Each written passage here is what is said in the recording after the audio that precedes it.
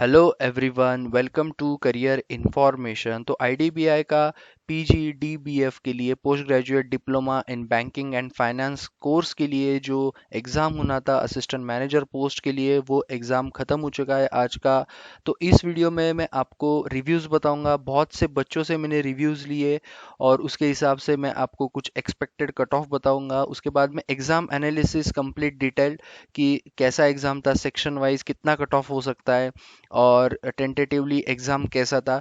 उसके बाद में कौन से फैक्टर्स है जो कट ऑफ को अफेक्ट करेंगे इस बार। लास्ट ईयर का जो ट्रेंड था, जो इससे पहले जो एग्ज़ाम हुई थी 2019 में, उस टाइम का कैसा था, वो सारी चीज़ें डिस्कस करूंगा। तो पूरा वीडियो अच्छे से देखिए, होप सो आपको थोड़ा बहुत आइडिया आ जाए।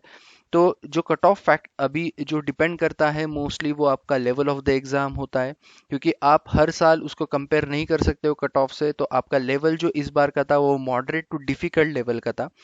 उसके बाद में अटेंडेंस, या इस बार अटेंडेंस जो था वो लो था, कम थी अटेंडेंस। उसके बाद में जो नंबर ऑफ वैकेंसीज इस साल रिलीज की गई है वो 650 है, ऑलरेडी नोटिफिकेशन में उन्होंने बता दिया है।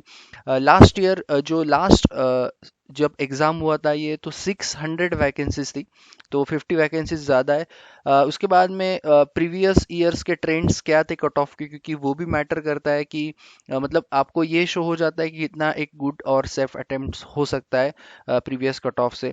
लेकिन ज़्यादा उस पर हम भरोसा नहीं करेंगे। उसके बाद में एवरेज मार्क्स, मतलब इस साल जो अभी मेरे पास जो भी बच्चों ने बताया, जो भी मैंने समझा, तो एवरेजली कैसा उन्होंने अटेम्प्ट किया है एक्यूरेसी के साथ, और कितना गुड अटेम्प्ट्स हो सकते हैं, वो सारी चीज़ें से हम जो भी कट ऑफ है वो सारी चीज़ें हम देखेंगे। ओके। उस तो ये रहा आपका जो कट ऑफ की जो हम एनालिसिस करेंगे। उससे पहले जो एग्ज़ाम था आज का, उसका हम एनालिसिस करते। तो सबसे पहला जो आपका सेक्शन था वो था आपका जो reasoning, logical reasoning, data analysis and interpretation. तो इसका जो एग्ज़ाम था, 60 क्वेश्चंस थे उस सेक्शन में। और ये जो सेक्शन ओवरऑल था वो था आपका मॉडरेट टू डिफ़िकल्ट लेवल का। ओके, रीजनिंग में बहुत कम बार ऐसा होता है कि हम मॉडरेट टू डिफ़िकल्ट बोलते हैं, लेकिन आज का जो था वो बहुत मतलब उतना इजी नहीं था। और सबसे इम्पॉर्टेंट बात तो ये थी कि अगर आप एग्ज़ाम पैटर्न देखोगे इनका, तो आपको 4 सेक्शन, और उसमें भी वास्ट, सारे सेक्शन वास्ट रहते और आपको 2 आवर्स मिलते, तो बहुत मुश्किल हो जाता है कि एक सेक्शन आप पूरा कर पाओ, सबसे इम्पोर्टेंट पूरा कर पाओ। तो कुछ ना कुछ ऐसा ही हुआ है। तो रीजनिंग का जो पहले से मॉडरेट टू डिफिकल्ट लेवल का था, 3 पजल्स तो थे ही अच्छे खासे। उसके बाद में बहुत अच्छे अच्छे सवाल थे, तो बहुत मुश्किल हो रहा था बच्चों को अटेम्प्ट करने के लिए। जितने बच्चों से मैंने बात की कि ऐसा नहीं था कि एकदम 40-50 और आप अटेम्प्ट कर दिए, तो अगर आप इसमें 40-50 भी कर रहे हो तो कहीं ना कहीं आपके दूसरे सेक्शन में इफेक्ट गिर रहा है। तो ये सारी चीज़ें ध्यान में रख के मैंने कट ऑफ या फिर जो भी एग्जाम एनालिसिस बनाया। तो यस, 5 क्वेश्चंस, 15 क्वेश्चंस तो पजल के हो गए, 2 सिलोजिज्म, बाद में आपके डेटा सफिशिएंस के 5, सीरीज के 1, ऑर्डर एंड रैंकिंग के 4, बाद में कलर बेस्ड पजल आया था 5 question, input output 5, logical reasoning 3, tabular data interpretation और अरिथमेटिक डेटा इंटरप्रिटेशन के 5-5 क्वेश्चन, और पाई चार्ट के 5, और Q1 Q2 के जो 5 क्वेश्चन थे। तो टोटल 60 क्वेश्चंस थे। कुछ क्वेश्चंस हो रहे थे सॉल्व इजीली इजीली, मतलब टाइम कम लग रहा था, लेकिन बहुत टाइम बाकी क्वेश्चंस में जा रहा था। पजल में भी अच्छा खासा टाइम गया है बच्चों का। तो ये जो था ये मॉडरेट लेवल का था, मॉडरेट टू डिफिकल्ट भी बोल सकते हैं। तो इसका जो कितना अटेम्प्ट हो सकता है रीजनिंग का, वो हम आगे देखते हैं। तो ये था रीजनिंग आपका। उसके बाद में आपका जो नेक्स्ट सेक्शन आता है वो है आपका next section, yes, English. English में 40 क्वेश्चंस थे। ओके, पैटर्न ही वैसा था, 60-40 और 40 एंड 60। तो इंग्लिश के जो क्वेश्चंस थे ये भी थोड़ा बहुत मॉडरेट था, डिफिकल्ट नहीं बोलूंगा मैं, ये मॉडरेट था। और जैसे बच्चों से पता चला, तो मॉडरेट में 3 रीडिंग पूरा आपको पैसेजेस थे, उससे ऊपर क्वेश्चंस थे, 15 लगभग क्वेश्चंस थे उसके ऊपर। तो यहाँ पे बहुत टाइम चला गया बच्चों का भी, और इससे थोड़ा डिफिकल्टी लेवल भी बढ़ता है। एरर डिटेक्शन के 5, बाद में आपके फ्रेजेस के 5, सेंटेंस कंप्लीशन के 5, करेक्टली यूज सेंटेंस के 5, और डबल फिलर्स के भी 5। तो टोटल ऐसे 40 क्वेश्चंस टोटल आज थे। तो ये जो इंग्लिश लैंग्वेज से जो सेक्शन था वो मॉडरेट था। आप अगर कहीं पे ज़्यादा टाइम देते हो कोई सेक्शन में, तो आपका दूसरा, क्योंकि हर सेक्शन के लिए अलग अलग टाइम नहीं होता है यहाँ पे, नहीं था, तो वो बहुत मैटर करता है। आप किसी सेक्शन में अगर ज़्यादा अटेम्प्ट करना चाहते हो, और तो बाकी सेक्शन आपका कोई ना कोई सेक्शन में आपका कम अटेम्प्ट हो ही जाता है। तो ये हर बच्चे के साथ हुआ है। उसके बाद में नेक्स्ट हम चलते हैं, तो ये मॉडरेट था और यस पैसेजेस पे अच्छे खासे क्वेश्चंस थे। उसके बाद में एप्टी की तरफ चलते हैं। अभी आप अगर रीजनिंग में ज़्यादा जाओगे, पूरा अटेम्प्ट करने जाओगे, रीजनिंग का ऐसा होता है कि सबको ही पूरा आता है, लेकिन आपका जो टाइम बिंग होता है, टाइम में कैसे आप कंप्लीट करते हो बहुत मैटर करता है। तो रीजनिंग पूरा कंप्लीट करना मुश्किल था। वैसे ही एप्टी, एप्टी जो था 40 क्वेश्चंस थे, ये भी मॉडरेट टू डिफिकल्ट लेवल का था। रॉन्ग नंबर सीरीज, कभी भी एक चीज़ होती है कि आपको अगर नेक्स्ट नंबर ढूंढना है तो थोड़ा बहुत आपको वो आसान हो जाता है as per as number series, जितना भी मैंने बच्चों से देखा। लेकिन रॉन्ग नंबर ढूंढना थोड़ा थोड़ा मुश्किल हो जाता है। तो उसमें 6 क्वेश्चंस थे, approximation 5, quadratic equation 6, data sufficiency 5, कैसलेट थे ओके 5, और उसके बाद में अरिथमेटिक क्वेश्चंस 13। तो टोटल ऐसे 40 क्वेश्चंस थे। मॉडरेट लेवल का ये आपका एप्टी था। उसके बाद में नेक्स्ट सेक्शन की ओर चलते हैं, वो था जनरल अवेयरनेस। तो इसमें करंट अफेयर्स जो बैंकिंग रिलेटेड थे वो 40 क्वेश्चंस थे थोड़े बहुत। ओके उसके बाद में या फिर थोड़े बहुत करंट अफेयर्स थे उसमें। उसके बाद में फाइनेंशियल अवेयरनेस के 12 और स्टैटिक जीके के 8 क्वेश्चंस थे। तो ये जो ओके इसका जो लेवल था वो ये भी मॉडरेट लेवल का था। ओके इजी नहीं था। और most of the questions were asked from the banking and static awareness, and the level of the general awareness questions were moderate. All those candidates who have covered the banking awareness and static awareness part must have attempted good questions. अब ये depend करता है कि बच्चों ने अच्छे से पढ़ाई की। लेकिन खैर ये जो था सेक्शन ये मॉडरेट लेवल का था। ऑब्वियसली आप ये जीए के सेक्शंस को मोस्टली ऐसा होता है कि आप बहुत कम टाइम देते हो, क्योंकि आपको फास्टली इसको रीड करना और आंसर देना रहता है। क्योंकि आप अगर एक्यूरेट है तो ही आप इस पर टिक करोगे मोस्टली, या फिर आप कंफ्यूज हो तो आप टिक करते हो। ओके तो ये था आपका टोटल चारों सेक्शन का एनालिसिस। अभी हम चलते हैं सेफ अटेम्प्ट्स की ओर, कि कितने सेफ अटेम्प्ट्स हो सकते हैं और कैसा हर लेवल था सेक्शन का। उसके बाद में जो सेफ अटेम्प्ट्स हैं वो है आपके लॉजिकल रीजनिंग के 25 से 29, टोटल 60 क्वेश्चंस थे। लेकिन आपने अगर 30 तक, एक्यूरेसी की बात कर रहा हूँ, ये जो भी आंकड़े हैं ये एक्यूरेसी के साथ, अगर आपने एक्यूरेसी के साथ अच्छे खासे 30, अगर आपने 40 भी अटेम्प्ट किए कोई दिक्कत नहीं, अगर आप लेकिन उसमें आपकी एक्यूरेसी भी चेक होगी, मैटर करती है। तो मॉडरेट टू डिफिकल्ट था। तो 25 से 29 अगर आपका अटेम्प्ट है तो बहुत अच्छा अटेम्प्ट है। ऐसा मत सोचो कि आपने 60 में से हाफ ही किया, कोई दिक्कत नहीं। बाकियों का भी उतना ही हुआ है जितने बच्चों से पूछा, या फिर किसी का ज्यादा हुआ है तो कोई ना कोई सेक्शंस में उसको इफेक्ट हुआ है। ओके उसके बाद में इंग्लिश लैंग्वेज का जो है वो 23 से 26 गुड अटेम्प्ट माना जाएगा। मॉडरेट था इंग्लिश भी। और एप्टी का जो था वो भी मॉडरेट टू डिफिकल्ट या फिर मॉडरेट पकड़ सकते हैं। लेकिन उसमें भी अगर आपके 18 से 23, क्योंकि आपको रीजनिंग भी सॉल्व करना था 1 घंटे में, 2 घंटे में सॉरी, और आपको उसके बाद में एप्टी पे भी आना था, उसके इंग्लिश भी था, तो और रीडिंग पैसेज भी बढ़ा था, तो एप्टी पे भी इफेक्ट हुआ। तो 18 से 23 अगर आपके एक्यूरेट गुड अटेम्प्ट हो तो बहुत अच्छी बात है। General awareness will be the deciding factor.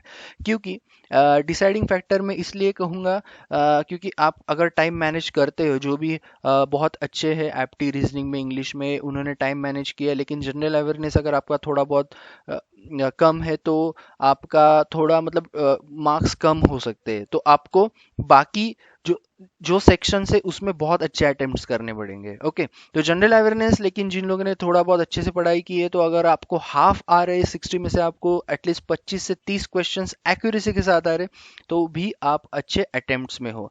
अगर आप ओवरऑल सेफ अटेम्प्ट्स की बात करूं मैं, 110 से लेके 115 के ऊपर है आपका, तो बहुत अच्छा अटेम्प्ट है। लेकिन एक्यूरेसी बहुत मैटर करती है। आप ऐसा मत सोचो बच्चों से कि बहुत से कैंडिडेट्स बोलते हैं 150 160 अटेम्प्ट, अच्छी बात है अगर आपकी एक्यूरेसी है उसमें। लेकिन उसमें आप मतलब ऐसा ज़्यादा आप टेंशन मत लो, जिनके कम अटेम्प्ट्स भी है उनके ज़्यादा चांसेस होते हैं अगर एक्यूरेसी, क्योंकि उनकी मोस्टली एक्यूरेसी ज़्यादा होती है। लेकिन खैर 110 से लेके 115 आपका जो है वो होना चाहिए, उससे आगे तो आप सेफ हो। उसके बाद में प्रीवियस ईयर का अगर मैं ट्रेंड देखूं तो 600 वैकेंसीज थे, जैसे मैंने आपको बता दिया। जो 2019 में एग्जाम हुआ था, सेक्शनल वाइज कट ऑफ आपको बताता हूँ सबसे पहले। लास्ट क्या था, तो रीजनिंग का 14 था। ओके एससी एसटी की बात कर रहा हूँ मैं पहले, ओबीसी और पीडब्ल्यूडी। उसके बाद में जो इंग्लिश का था वो 12.25, उसके बाद में एप्टी का 7.75, और जो आखिरी का आपका जो सेक्शन था जो अवेयरनेस, वो उसमें था 8।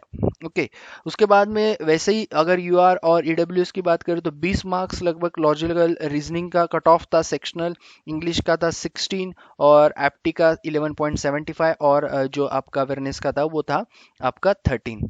तो ये था सेक्शन वाइज, लेकिन आपको ओवरऑल भी कट ऑफ क्लियर करना है। इसमें भी एक चीज़ होती है कि सेक्शन वाइज में भी कुछ लोग छूट जाते हैं क्योंकि अच्छा खासा कट ऑफ रहता है।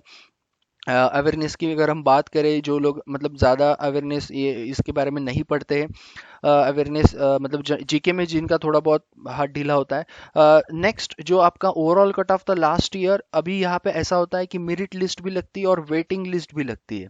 ओके, तो लास्ट ईयर जो मेरिट लिस्ट थी एससी की वो 108.75, 108.75, एसटी 95.50, ओबीसी का 120 तक था, ईडब्ल्यूएस का 125, यूआर का 129 और पीडब्ल्यूडी का 113, 128 और 55 था। और वेटिंग लिस्ट का भी लगभग 7 या 8 मार्क्स कम थे।